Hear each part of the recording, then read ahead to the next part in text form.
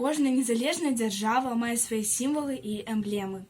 Дзяржаўны герб – афіцыйная эмблема дзяржавы, якая адлюстроўваецца на пячатках, бланках афіцыйных органаў, грашовых знаках і гэтак далей.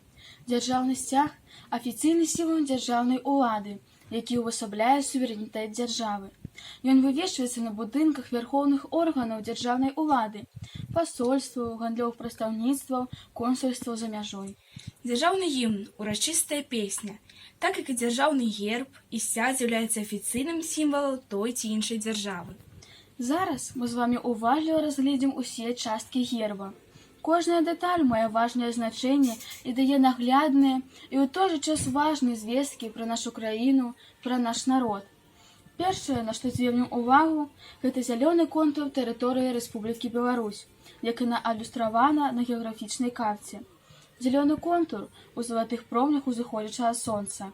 Контур краіны знаходзіцца ў сярэдзіне герба, утворанага вянкоў з каласоў, пераплецены з аднаго боку ружовымі кветкамі канюшыны, а з другога блакітнымі кветкамі ільну.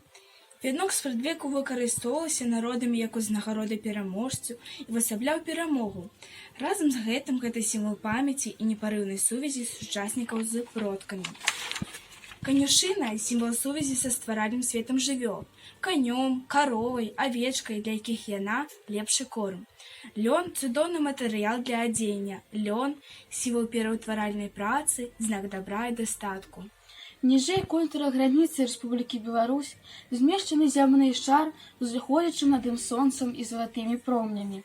Зямны шар – гэта знак таго, што Рэспубліка Беларусь успрымае ўсе народы зямлі як раўнапраўных сяброў і партнёраў, гатовая з імі дружыць і гандляваць, абменьвацца вырабамі і ведамі. З'яднанне зямлі і сонца – галоўны знак жыцця.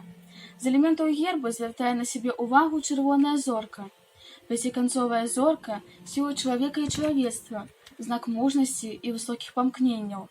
Герб абвіты чырвона-зялёнай стужкай, на якой знізу чытаем надпіс залацістага колеру «Рэспубліка Беларусь». Герб Рэспублікі Беларусь сімвалізуе дзяржаўную волю народа і выкарыстоўваецца ўсімі дзяржаўнымі органамі краіны.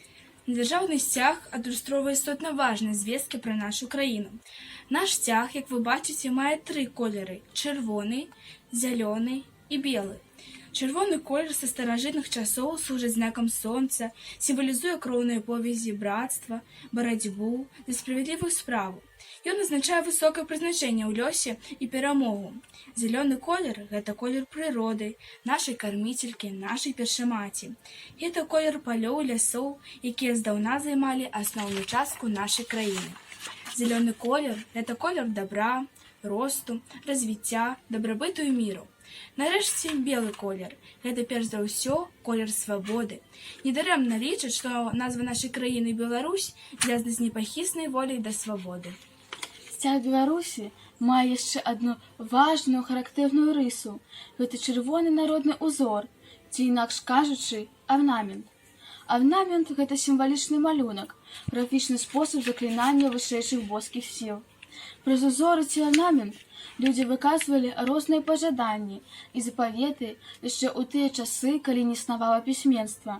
На дзяржаўным сцягу Рэспублікі Беларусь адлюстравана частка найбольш старажытнага і тыповага арнаменту.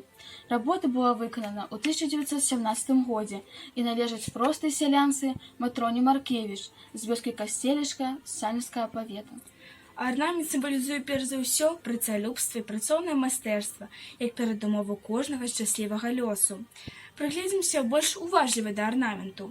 У цэнтры яго ромб з тоўстымі кручкамі ці рагамі ці вёсламі, якія азначаюць вечнасць і рух. Сам ромб – гэта старадаўняя выява багіні, зямлі і ўрадлівасці.